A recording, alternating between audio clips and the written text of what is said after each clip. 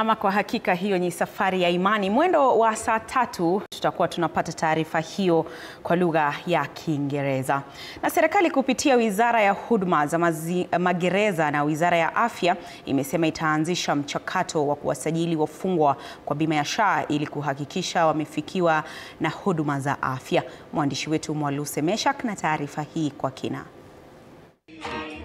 Katibu katika Wizara ya Huduma za Magereza nchini Salome Biako amesema kuwa serikali iko kwenye mchakato mzuri wa kuwasajili wafungwa wote chini ya bima ya afya kijamii SHA kufikia mwisho wa mwaka huu.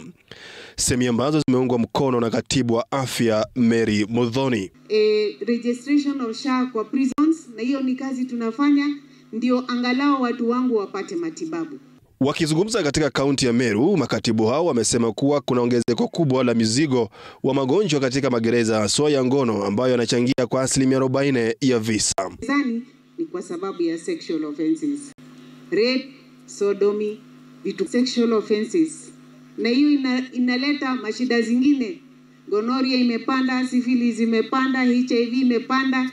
Mimi sina pesa za matibabu.